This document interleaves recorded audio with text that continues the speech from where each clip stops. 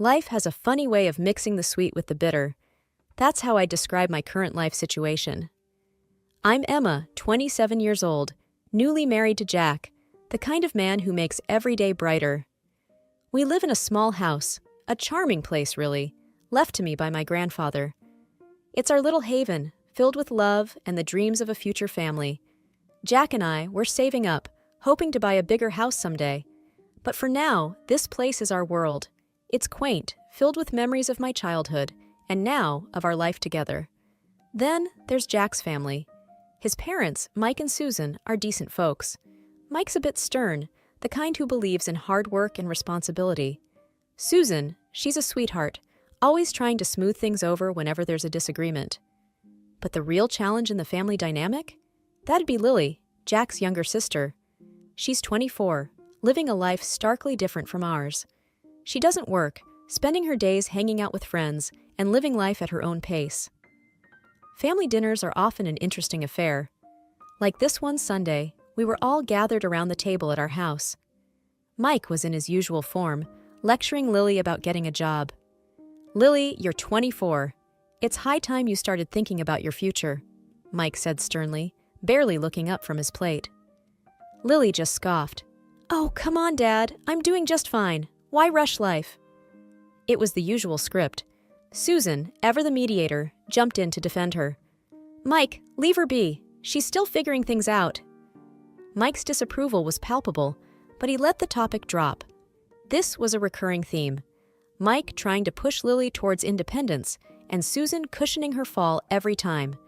It's a tightrope walk in their household. Lily's relationship with work, or the lack thereof, wasn't just a topic at the dinner table.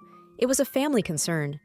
And yet, there was this unsaid rule, not to push too hard, not to upset the delicate balance. Jack and I, we try to stay out of it.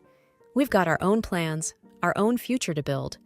But sometimes, family issues have a way of spilling over, don't they? After that Sunday dinner, things started to change, slowly at first, then all at once. Lily began dropping by our house more often. Initially, it was just the odd visit here and there. But soon, it became a regular thing. Almost every other day, she'd show up, sometimes even when Jack and I weren't home. I remember one afternoon, I was in the middle of baking when I heard the front door open. In walked Lily, as if she owned the place. "Hey, Emma," she greeted cheerfully, sauntering into the kitchen. "Smells good in here. What are you making?" I forced a smile. "Just some banana bread, for dessert tonight." Lily didn't seem to get the hint. She plopped down at the kitchen table, watching me. "Cool. I'll stick around for a bit, if that's okay?" It wasn't, not really. But what was I supposed to say? "Sure, Lily. Make yourself at home." The visits became more intrusive. Lily would help herself to food in the fridge, lounge on the sofa for hours, sometimes even borrow my clothes without asking. I tried to brush it off, told myself she was just being friendly in her own way. But one day, I reached my limit. I walked into the living room to find Lily sprawled on the couch, flipping through a photo album, one of our wedding albums. "Lily!" I couldn't hide my irritation. "That's private. Can't you ask before going through our things?" She looked up, seemingly unfazed. "Oh, relax, Emma. We're practically sisters. What's mine is yours, and what's yours is mine, right?" I sighed, trying to keep my composure. "That's not really how it works, Lily. There should be some boundaries, you know?" She just shrugged and went back to the album. I felt this wave of frustration, but I swallowed it down. No use arguing. Jack noticed the tension, too. One evening, after Lily had left, he found me sitting on the couch, lost in thought. "What's up, Em?" he asked, sitting down beside me. I looked at him, the words spilling out. "It's Lily. She's here all the time, going through our stuff. It's like we don't have any privacy anymore." Jack frowned. "I know, I've noticed. I'll talk to her, okay? She probably doesn't realize she's overstepping." I nodded, though I wasn't sure talking would help. Lily had this way of just brushing off any criticism, laughing it away like it was nothing. True to his word, Jack spoke to Lily a few days later. I wasn't there for the conversation, but he told me about it afterward. He said he'd been gentle but firm, explaining that while she was always welcome, she needed to respect our space and privacy. She took it well, Jack assured me. Said she didn't realize she was being a bother. She'll back off. I wanted to believe him, but there was a part of me that doubted things would change. And, as it turned out, I was right. The visits continued, and with them, the tension grew. It was like walking on eggshells in my own home, never knowing when Lily would pop up next. The situation with Lily escalated quicker than I expected. It was a Tuesday afternoon, one of those rare days when I had the house to myself. Or so I thought. I was upstairs, tidying up the guest room, when I heard a noise from our bedroom. My first thought was Jack had come home early, but a peek down the hall confirmed my worst suspicion. It was Lily. There she was, in our bedroom, rummaging through my dresser. My heart pounded with a mix of anger and disbelief as I watched her casually pull out my clothes, examining them as if she was in a store. "Lily, what the heck are you doing?" My voice was louder than I intended, echoing off the walls. She jumped, clearly not expecting to get caught. "Oh, Emma, it's just you. I was looking for something to wear tonight. You won't mind, right?" "Mind?" "Of course," I minded. "Lily, this is not okay. You can't just go through my things like this. It's invasive and disrespectful." She rolled her eyes, a move that infuriated me further. "Calm down, Emma. It's not a big deal. I just wanted to borrow a dress." I felt my patience snap. "It is a big deal, Lily. This is my home, my privacy. You can't just barge in and take whatever you like." Her attitude was dismissive, almost mocking. "Geez, Emma, you're acting like I'm a thief or something. I'm just borrowing." I was about to respond when my phone rang. It was Jack. Taking a deep breath to calm my nerves, I answered, trying to sound normal. "Hey, Jack, what's up?" "Hey, Em, just checking in. How's your day going?" I glanced at Lily, who was still standing there, a defiant look on her face. "Not great, actually. We need to talk when you get home." After hanging up, I turned back to Lily. "You need to leave now, and don't take anything with you." She huffed, dropping the dress back into the drawer. "Fine, whatever. You're making a big deal out of nothing." As she stomped out of the room, I felt a mix of relief and frustration. This was more than just borrowing a dress. It was a total disregard for boundaries, and I knew it couldn't go on. That evening, when Jack came home, we had a long talk. I told him everything, not just about today, but about how Lily's behavior had been affecting me for weeks. Jack looked troubled. "I'm sorry, Em. I thought talking to her would help. I didn't realize how bad it was." "We need to do something, Jack. It's not just about the clothes or the food. It's about respect and privacy. She's crossing the line, and it's not fair to us." Jack nodded, his expression serious. "I'll talk to her again. I'll make it clear that she can't do this. If she doesn't listen, we'll have to limit her visits." Despite Jack's efforts to set things straight with Lily, our problems were far from over. In fact, they got worse. It started with small things: a missing pair of earrings, a scarf I couldn't find anywhere. At first, I thought I was just being forgetful, but then the evidence became too obvious to ignore. One evening, I was scrolling through social media when I saw a new post from Lily. There she was, grinning at the camera, wearing my missing scarf. My heart sank. It wasn't just forgetfulness. Lily was taking my things. "Jack, come look at this," I called out, holding up my phone when he walked into the room. He leaned over, looking at the screen. "Isn't that your scarf?" "Yes, it is," I said, a bitter taste in my mouth. "She took it, Jack. She's been taking my things." Jack's face hardened. "I'll talk to her. This is crossing the line." The next day, Jack confronted Lily. I wasn't there, but he told me about it later. He said he was direct, showed her the photo, and asked about the scarf. Lily's response was as infuriating as it was predictable. "That scarf? Oh, I must have grabbed it by mistake. I have one just like it." Jack didn't buy it. "Lily, it's not just the scarf. Emma's noticed other things missing too. This needs to stop." Lily shrugged, all innocence. "I don't know what she's talking about. I haven't taken anything." It was a stalemate. Jack believed me, but Lily was in complete denial. What could we do? We had no proof, just a strong suspicion. The situation put a strain on our home life. I felt violated, unsafe even. My own home didn't feel like a sanctuary anymore. Every time I left a room, I wondered if something else would be missing when I returned. It wasn't long before another incident occurred. This time, it was a pair of sunglasses. I knew I had left them on the kitchen counter, but they were gone the next morning. And, as if on cue, Lily showed up later that day wearing a pair identical to mine.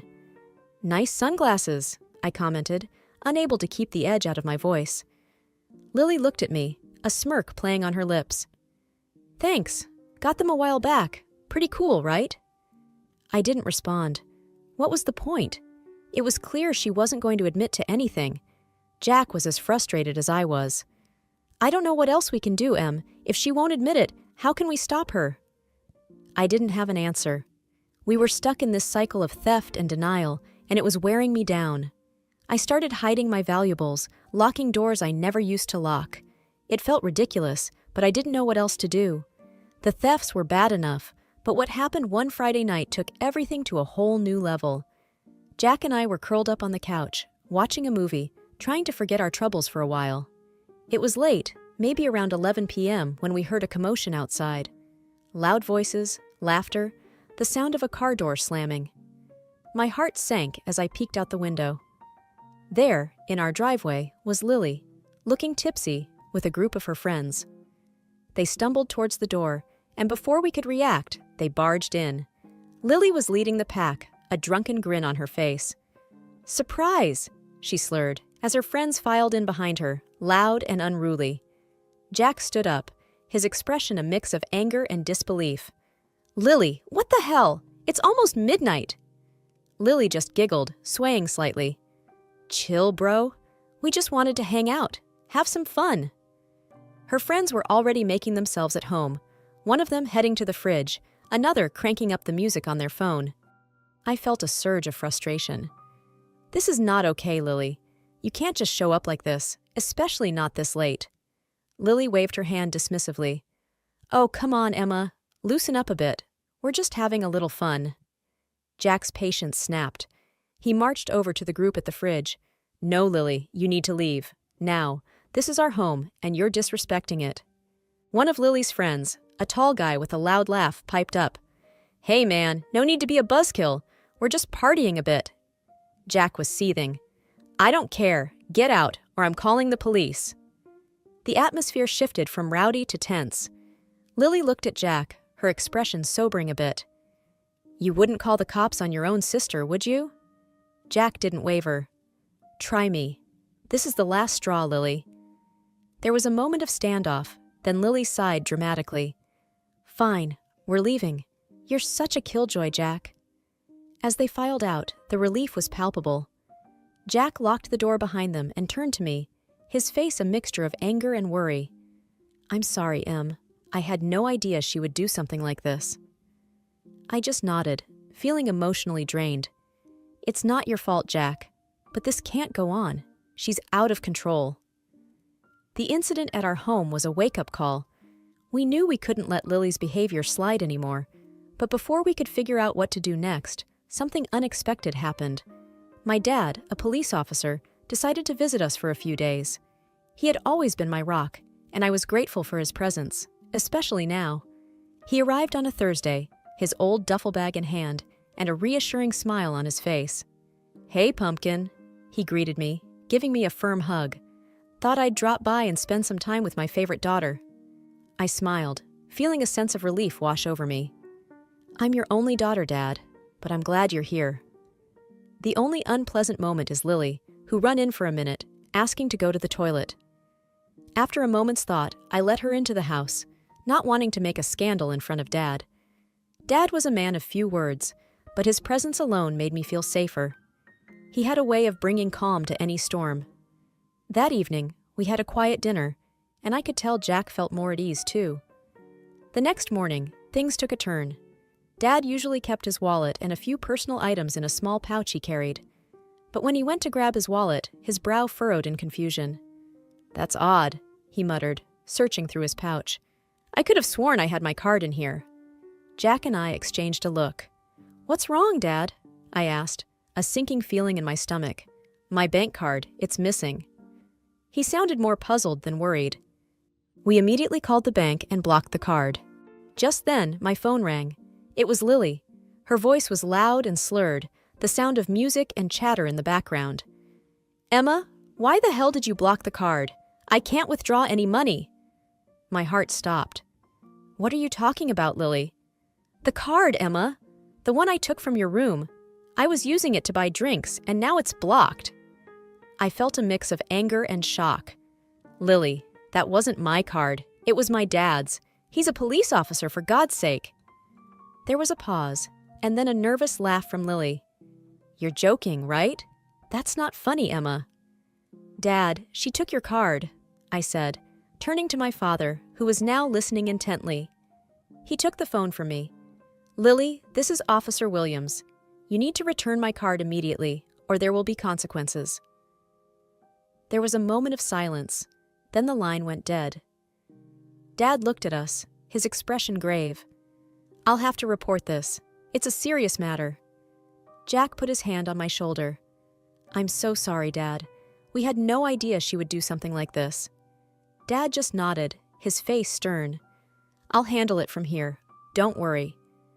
The reality of the situation hit me hard. Lily had stolen a police officer's card. This was no longer just a family issue. It was a legal one. I felt a mix of emotions: anger, disbelief, worry. What would happen to Lily now? This was a mess that she had created, and now we were all caught in it. The situation escalated quickly after Lily hung up the phone. Dad immediately got in touch with his colleagues at the station to report the stolen card. He was calm and professional, but I could tell he was upset. "I never thought I'd be filing a report against my own daughter-in-law's sister," he said, shaking his head. "But we need to follow procedure." Jack and I sat in the living room, feeling a mix of anxiety and disbelief. It wasn't long before we heard a knock on the door. It was 2 police officers, Dad's colleagues, who had come to take a statement. As they were wrapping up, another call came in. It was Susan, Jack's mom, her voice frantic. "Emma, what's this I hear about Lily and a stolen card? Tell me it's not true." Jack took the phone, his voice strained. "Mom, it's true. Lily took Dad's bank card and used it. The police are involved now." Susan sounded on the verge of tears. "But she's family. Can't you just let it go? She made a mistake." Jack replied firmly. "Mom, it's out of our hands. Dad's a police officer. This is serious." The situation reached its peak later that evening at the police station. Jack, Susan, Mike, Dad, and I were all there. Lily was in one of the interview rooms, looking small and scared. Mike was the first to break the silence. "I can't believe she would do something like this. We've tried to raise her right." Susan was defensive. "She's just a child. She didn't mean any harm." Dad spoke up, his tone even but firm. "Stealing is serious, especially from a law enforcement officer. It's not just a family matter anymore." We were all waiting when Lily came out, accompanied by an officer. Her usual bravado was gone. She looked at us, her eyes welling up with tears. "I'm sorry," she whispered. "I didn't think it would be a big deal." Dad stepped forward. "Lily, you need to understand the gravity of what you've done. This isn't just a simple mistake." Susan rushed to Lily, hugging her. "It's okay, baby. We'll sort this out." But Mike had had enough. "No, Susan. This is where we draw the line. She needs to learn." The officer cleared his throat. "We can proceed with charges, or if the cardholder wishes, he can decide not to press charges this time." Dad looked at me and Jack, then at Lily. "I won't press charges, but this is your last chance, Lily. Any more trouble, and it's out of my hands." Lily nodded, sniffling. "I promise. No more trouble." The incident with the stolen card wasn't just a passing storm in our lives. It left lasting changes in its wake. After Dad discovered the amount Lily had spent with his card, Mike, Jack's father, had no choice but to cover the expenses. It was a hefty sum, and the tension it caused within the family was palpable. We gathered at Mike and Susan's house for what was supposed to be a regular family dinner. But the atmosphere was anything but normal. Mike sat at the head of the table, his expression stern and resolute. Lily, I've paid back the money you took from Emma's father, Mike began, his voice heavy with disappointment. But I want you to understand, this doesn't end here. You need to find a job and pay me back every penny. Lily, who had been quiet until then, suddenly erupted. Pay you back? That's ridiculous. I can't believe you're doing this to me. Mike was unyielding. It's time you learned to take responsibility for your actions. I'm not giving you any more money.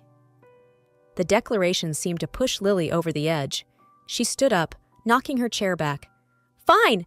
If that's how you want it, I'm leaving. I don't need any of you. The room fell silent as Lily stormed out. Susan, tears streaming down her face, stood up to follow her daughter. How could you, Mike? She's our daughter. Mike's response was firm, yet tinged with sadness. She needs to learn, Susan. We can't keep shielding her from the consequences of her actions. With a final sob, Susan left the room, leaving a heavy silence behind. In the months that followed, the family dynamic shifted dramatically. Susan and Lily moved out, renting a small apartment. Mike, though heartbroken, stood by his decision, believing it was for the best. Jack and I watched from the sidelines, hoping that Lily would come to her senses. However, occasional glances at her social media profiles told a different story. Pictures of nights out, new clothes, and the same carefree attitude. It seemed Lily hadn't learned much from the ordeal. As for Jack and me, the whole experience brought us closer.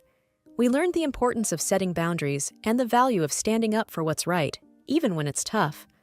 Our home became our sanctuary once again, a place of peace and respect. Looking back, I realized that every family faces its trials.